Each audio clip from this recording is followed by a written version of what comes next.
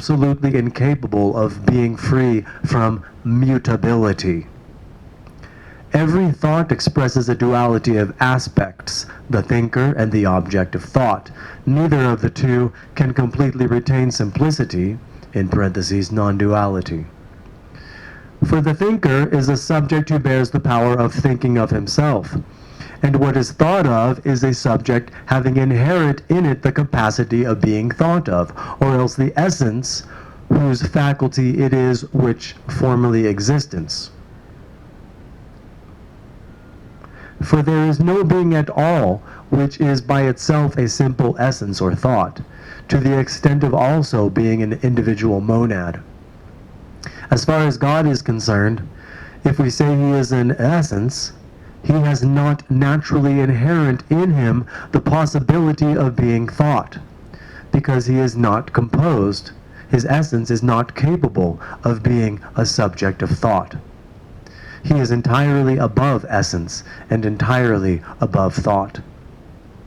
Thus, the one who still in some way possesses any thought has not yet left the dyad, in parentheses, duality.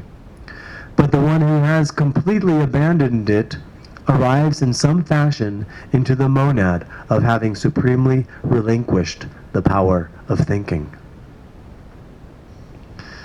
That was a mouthful, but it's, I think, probably if worth studying that quote. Anyway, sorry about that. Back to the text. Top of page 414. When man's knowing is a dyad, God's infinite knowing is beyond all thinking, all consciousness, a dyad, and even beyond a monad. God's infinite knowing is none of this. We have consistently pointed out that all the fathers believed God creates no person, and that the incarnation was not God uniting itself to any particular human being or person, but solely to man's common human nature. Thus, God only creates human nature while each individual creates his own person. This means that as a human person, self or I am, Jesus was not united to God. Only his common universal human nature was united to God. A human nature, however, the fathers never regarded as Jesus' own, but as God's own. So just as Jesus' human nature was not his, but God's, so too the Christian goal is the transformation of his human nature into God's own incarnate human nature. Marginalia, Jesus knew it was not his human nature. Well, it's the cosmic Christ, the Logos united to the universe.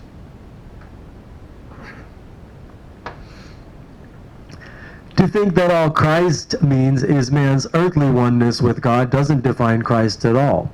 The fact God is existentially united with everything that exists is not Christ. And that's where I was saying, well, it's the cosmic Christ. Back to the text. Reference to Christ is solely to God and man, man being God's own created human nature, while theosis, a supernatural state of union with God, may define Jesus' earthly oneness with God. Without further growth in wisdom, Jesus could not have revealed man's ultimate transformation into Christ's eternal hypostatic oneness with and in God. No union less than this is the eternal real Christ. The ultimate Christian goal is transformation into Christ, not oneness with Christ. Strictly speaking, it is impossible to be one with Christ. Number one.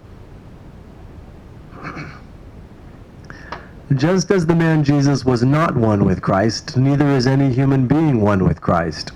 Though like Jesus every man experiences his oneness with God, this is not a oneness with Christ.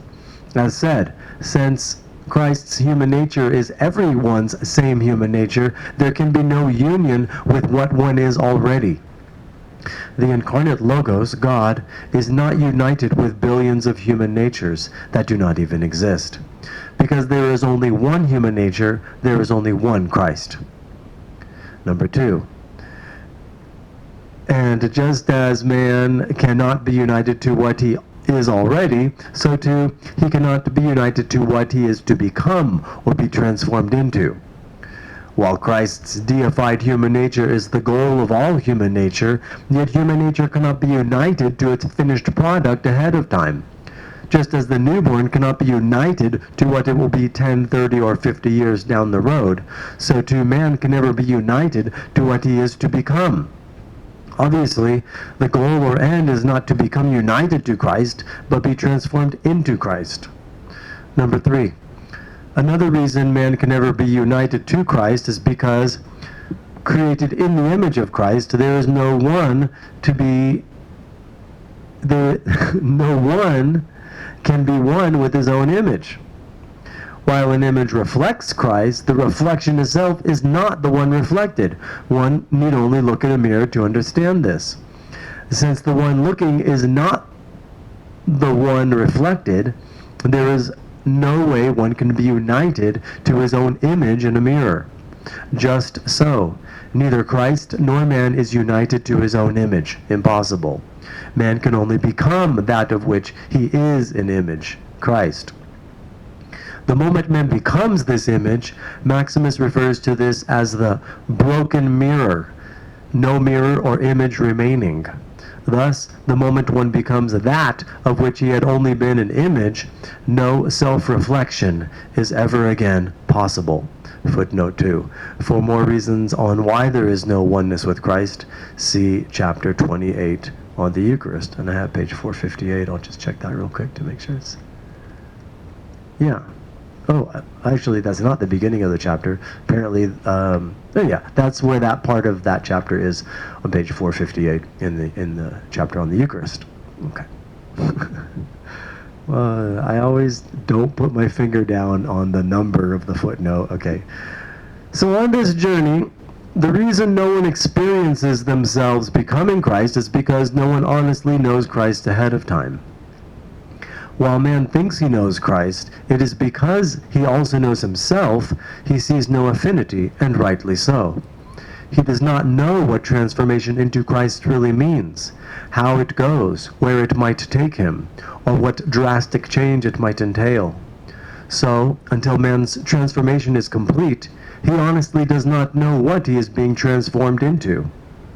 But when this is a fait accompli, all things and intellectual ideas ultimately fall by the wayside. Those who think they know all there is to Christ only know about Christ, what they have heard, read, or maybe have been taught. Yet none of this is the real Christ. In truth, no one can possibly know the fullness of Christ prior to becoming Christ, for Christ is neither one's self nor some other. Marginalia, but everyone. Possibly, possibly not. Obviously, there is much more to Christ than can be known from any council's doctrines or dogmas, a knowing that transcends man's theologies and formulations.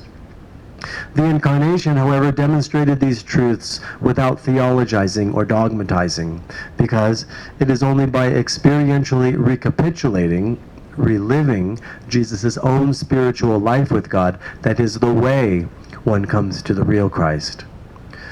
So while stated dogmas are changeless and static, the experience of Christian truths is always dynamic, unanticipated, and unexpected. So just as Jesus gave his whole life to God and not to Christ, so too every man gives his life to God alone. Christ is really the alpha and omega of man's existence. Quote, this is from Maximus, as creator, the Logos stands at the beginning of creation, and as the incarnate Christ, he stands as its end, when all things will exist not only through him, Logos, but in him, God. In order to be in Christ, creation has to be assumed by God, made God's own. This is the final glorification of man. The goal of man's journey, then, is to become the Logos' own human nature, Christ. As created, man begins with his own being, his own individual person or self, but in the end is transformed into God's own human nature. Based on the notion of the Trinity as three persons, Maximus says the divine person of the Logos is ultimately substituted for man's own person. What must be deified in us is our entire nature belonging to our person, which must enter into union with God and become a divine person, created in two natures, a human nature which is deified and a nature that deifies.